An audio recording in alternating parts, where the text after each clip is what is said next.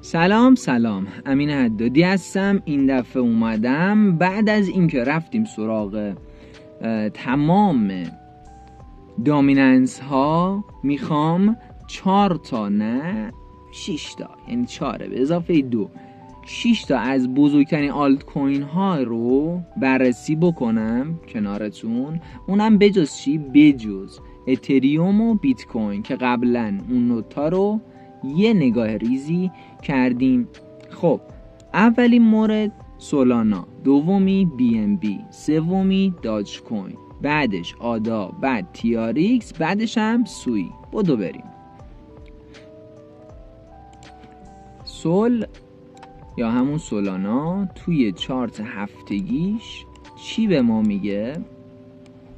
میگه میخوام برم بالا. چرا؟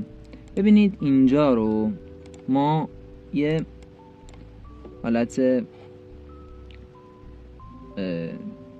داینامیکی رو داشتیم که به عنوان حمایت داره استفاده میکنه، یه خط داینامیکی رو داشتیم که به عنوان حمایت داره استفاده میکنه، یا نه اصلا این داینامیک هم ولش کن. اینجا یه سطحیه، اینجا که بسیار مهم بوده، نه محل عرضه و تقاضای ما بوده، اومده تستش کرده، شکوندتش و تبدیل به حمایتش کرده. الان دوباره همون قضیه فنجون خودمونه که اومده یه حالت این مدلی رو برای ما تداعی میکنه که اندازه دسته فنجون خواهد رفت بالا. یعنی اولین موردی که میتونه بهش دست پیدا بکنه این عدده، این محدوده، یعنی 850 تقریبا $850 درسته میشه اینجاها. و بعدش میتونه با خیال راحت اندازه این مقدار، یعنی این مقدار که بتونیم پرچم بگیریمش، ما میتونیم یه همچین عددی رو داشته باشیم تقریبا. یعنی ما در آینده بسیار دور یا نزدیکشو نمیدونم، ما یک حرکت خوبی رو توی سولانا خواهیم داشت تا عددهای تقریبا $1000 و بعد $1000 رو رد خواهد کرد. یعنی این مدلی مثلا میخوره تو $1000 یه اینجوری بازی میکنه و بعد یه مقدار میره بالاتر، حالا 1500 رو رد میکنه، حوالی 2000 تا احتمال بسیار زیاد توقف بکنه. اینم از سولانای خوشگل ما. بریم سراغ بعدی. توی بی ام بی قضیه هم باز نزدیک به همینه، انگاری همش چارتا رو کپی کردن رو هم. ببینید همش یه الگو رو داریم میبینیم، یعنی اومده دابل باتم اینجا دسته فنجون و بعد میخواد بره بالا.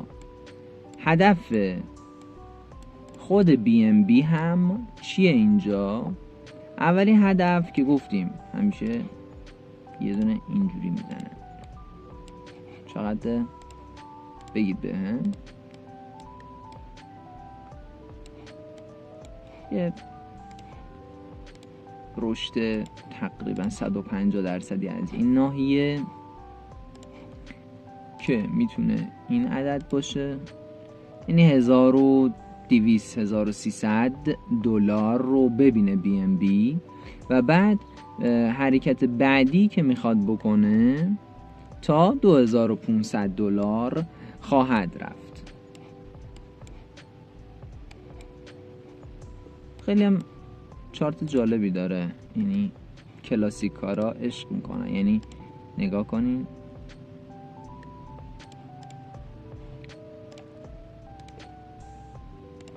یه مثلثی رو ساخته، حالا میتونه انقدر بره بالا، انقدر کجا میگیریم؟ از این پایین میگیریم.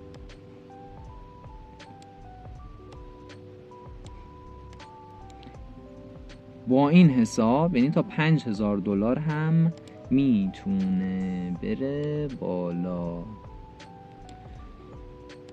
BNB $5000 جالب میشه. خب بریم بعدی. توی داج کوین که الان همه یه مقدارشو دارن به خاطر قشقرقایی که ایلان ماسک عزیز میکنه، این هم دقیقا عین چارت BNBه منتها یه خورده ترتمیزتر.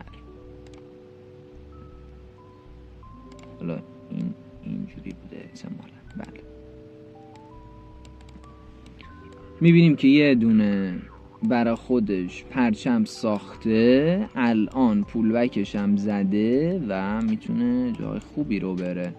یعنی چی؟ یعنی بذار ببینیم چقدر میشه از اینجا که رفته بالا، بقیش فکر تقریبا 1000%.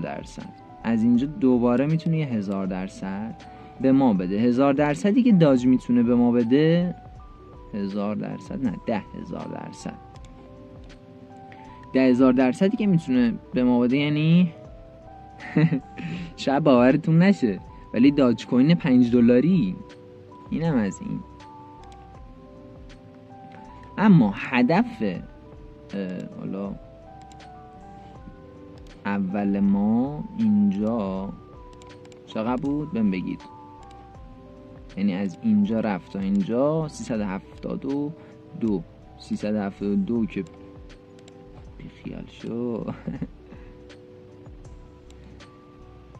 372 یعنی تا $2 میره اولش و بعد $5. چقدر جذاب.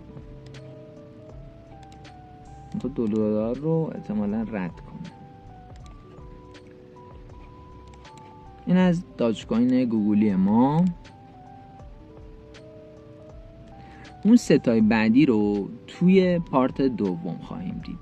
ممنونم که زنگوله رو روشن کردی، سابسکرایب هم کردی و کامنت میذاری که کدوم ارز به نظرت قابلیت رشد خفنی داره.